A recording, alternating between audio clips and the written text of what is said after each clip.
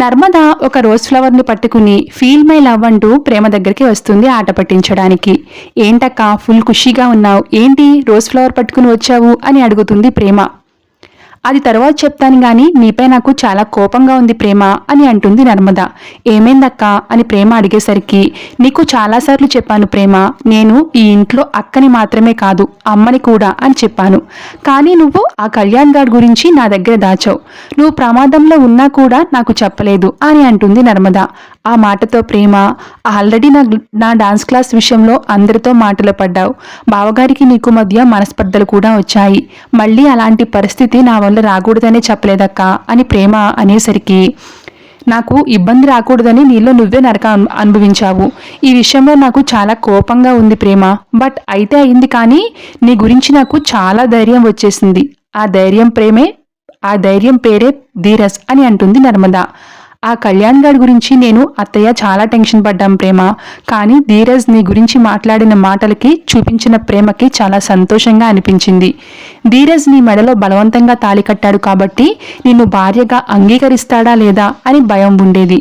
ఆ భయం నిన్నటితో పోయింది ప్రేమ. ధీరజ్ మనసులో నువ్వంటే చచ్చేంత ప్రేమ ఉంది. అది నిన్ననే బయటపడింది. నీకు భార్య స్థానం ఇచ్చాడు. నీకు కష్టం వస్తే ధీరజ్ కోటలో నిలబడ్డాడు. ఇక నీ గురించి టెన్షన్ పడాల్సిన అవసరం లేదు. ప్రేమ కోసం ధీరజ్ ఉన్నాడనే నమ్మకంతో ఉండొచ్చు. నీ మనసులో ఆల్రెడీ ధీరజ్ అంటే ప్రేమ ఉంది.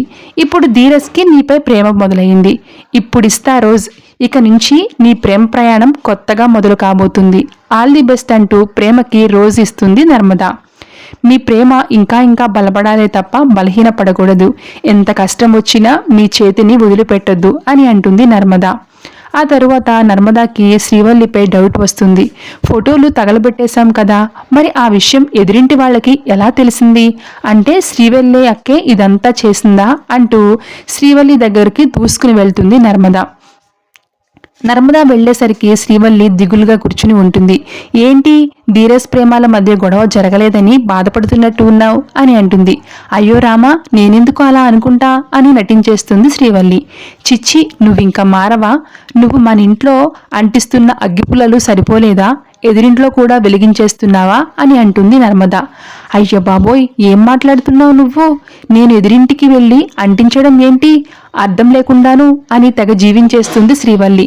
దాంతో నర్మద, నీ యాక్టింగ్ నా దగ్గర కాదు. ప్రేమ ఫోటోల విషయం ఎదురింటి వాళ్లకు చెప్పింది నువ్వేనని నాకు తెలుసు అని అంటుంది.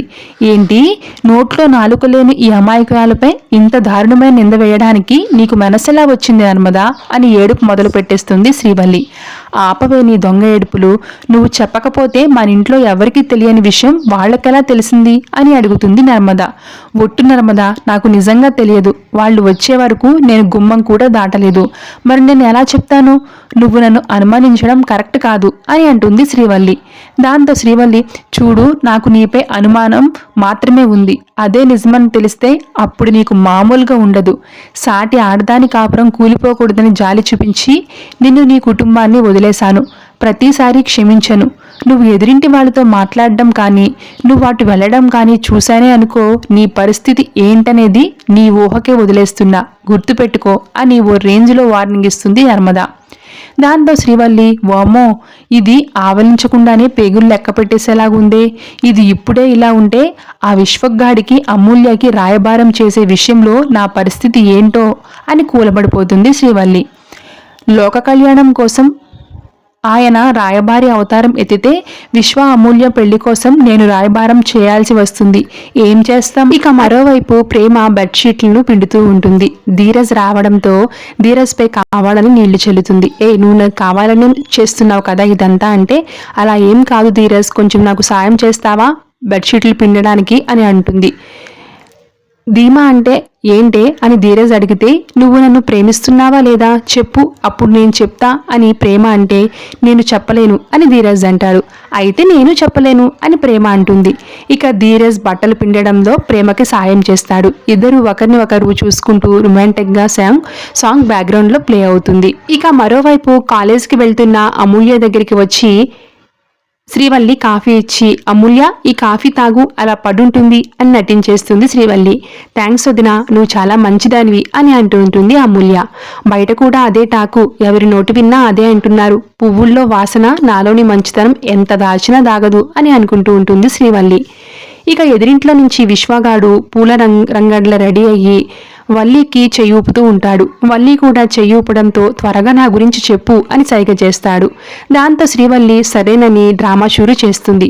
అమూల్య, నిన్నొకటి ఎప్పటినుంచో అడగాలని ఉంది, అడగమంటావా అని అంటూ ఉంటే, నువ్వేమనుకుంటున్నావో అడుగొదినా అని అంటూ ఉంటుంది అమూల్య. ఏమనుకోకు, అడుగొదినా అని అంటుంది అమూల్య. దాంతో శ్రీవల్లి, అంటే మరి నీకు ఏమైనా స్టోరీలు ఉన్నాయా అని అంటుంది శ్రీవల్లి. ఆ మాటతో అమూల్య, నేను ఏమైనా రైటర్నా స్టోరీలు రాయడానికి అని అమాయకంగా అంటుంది. అయ్యో, స్టోరీలంటే ఆ స్టోరీలు కాదు, నువ్వు భలే జోకులు వేస్తున్నావు. కానీ నా ఉద్దేశంలో స్టోరీలంటే లవ్ స్టోరీలని. చదువుకునే అమ్మాయిలకు ఇది కామన్ కదా, నీకు కూడా వాళ్ళలా ఏమైనా లవ్ స్టోరీలు ఉన్నాయేమోనని అడుగుతున్నాను అని అంటుంది శ్రీవల్లి. దాంతో అమూల్య, నేను రామరాజు కూతుర్ని, కలలో కూడా అలాంటి పనులు చేయను, మా నాన్న అలా పెంచారు అని అంటుంది.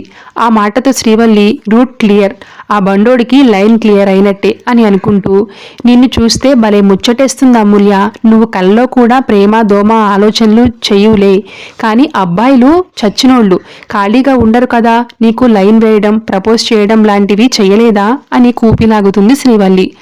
అలాంటి పిచ్చి పిచ్చి వేషాలు వేస్తే చెప్పు తీసుకుని తంతా, తొక్కిపట్టి నారతీస్తా అని అంటుంది అమూల్య.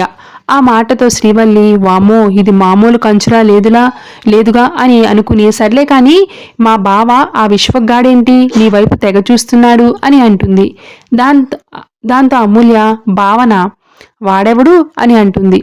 అదిగో వాడే అని మేడపై ఉన్న విశ్వాన్ని చూపిస్తుంది శ్రీవల్లి. ఓస్, నువ్వు చెప్పేది ఆ బండోడు గురించా? వాడిని ఈ మధ్య కుక్క కరిచినట్టు ఉంది వదిన, కాస్త తేడాగా ప్రవర్తిస్తున్నాడు అని లేచి వెళ్ళిపోతుంది అమూల్య. ఇక అమూల్య వెంటబడి శ్రీవల్లి, ఆగమూల్య, ఆ అబ్బాయిని చూస్తే నీకు ఏమి అనిపిస్తుంది అని అంటుంది శ్రీవల్లి.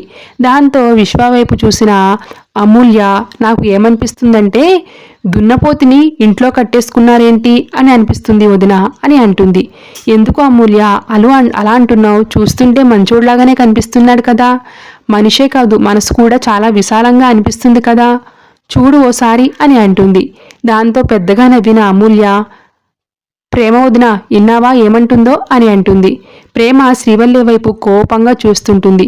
చూసావా ప్రేమ వదిన, వల్లి వదిన ఏమంటుందో, మీ అన్నయ్య మంచోడు, మహానుభావుడు, విశాల హృదయం ఉన్నవాడిలా కనిపిస్తున్నాడట అని అంటుంది. దాంతో ప్రేమ, ఇంకేం చెప్పింది అని ప్రేమ అంటే, ఏం చెప్పలేదు అని అంటుంది శ్రీవల్లి. చెప్పలేదు కానీ నీకు లవ్ స్టోరీలు ఏమైనా ఉన్నాయా అని అడుగుతుంది. నాకు అలాంటివి లేవు, ఉండవు అని చెప్పాను అని కాలేజ్కి వెళ్ళిపోతుంది అమూల్య. ఇక శ్రీవల్లి తాట తీసేందుకు గేట్ తీస్తుంది ప్రేమ.